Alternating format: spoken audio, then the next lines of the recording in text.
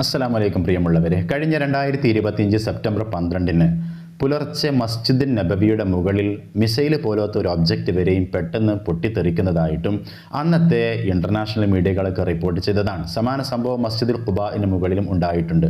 ഇത്രയേറെ യുദ്ധങ്ങൾ നടക്കുമ്പോൾ മക്ക, മദീന എന്നീ പുണ്യനഗരികളെ സൗദി ഗവൺമെൻറ് എങ്ങനെ പ്രൊട്ടക്റ്റ് ചെയ്യുന്നുവെന്നത് എന്നെ അത്ഭുതപ്പെടുത്തി. തീർച്ചയായിട്ടും അതിനൊരു ഉത്തരം India.com എന്ന് പറയുന്ന വെബ്സൈറ്റ് പറഞ്ഞു തന്നത് 5 മൾട്ടി ലയേർഡ് എയർ സിസ്റ്റം ഇതിനായിട്ട് സൗദി ഗവൺമെൻറ് ഉപയോഗിക്കുന്നുവെന്നതാണ്.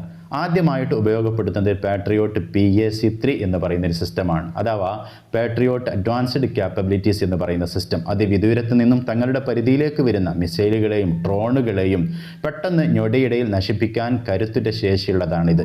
രണ്ടാമത് ഇവർ ഉപയോഗപ്പെടുന്നത് താഡ് എന്ന് പറയുന്ന സംവിധാനമാണ്. അഥവാ ഇപ്പോഴും ഇത് അമേരിക്ക ഉപയോഗപ്പെടുത്തുന്നു. ഒപ്പം അമേരിക്കയുടെ കയ്യിൽ നിന്ന് 2017 സൗദി ഗവൺമെൻറ് വാങ്ങുകയും 2025 ലോഞ്ച് ചെയ്യുകയും ചെയ്തു. മൂന്നാമത് ഇവർ ഉപയോഗപ്പെടുത്തുന്നത് KM-SAM ബ്ലോക്ക് സെക്കൻഡ് എന്ന് പറയുന്ന സൗത്ത് കൊറിയ വികസിപ്പിച്ചെടുത്ത ആയുധമാണ്. ഇതും മിസൈലുകളെയും ഡ്രോണുകളെയും, പ്രത്യേകിച്ച് ഡ്രോണുകളെ നശിപ്പിക്കാനാണ് ഈ ഒരു ആയുധം ഉപയോഗപ്പെടുത്തുന്നത്.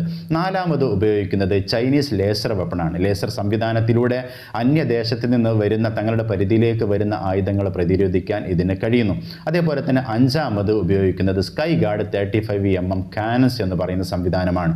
ഇതും ഒരു എയർ ഡിഫെൻസീവ് സിസ്റ്റമായിട്ട് സൗദി ഗവൺമെൻറ് ഉപയോഗിക്കുന്നു. ഏതായാലും ഒരു enormous multi layered air system അല്ലേ? എന്നാൽ ഞാൻ പറയുന്നു, ആറാമതൊരു സിസ്റ്റം ഉണ്ട്. എന്താണെന്ന് അറിയുമോ?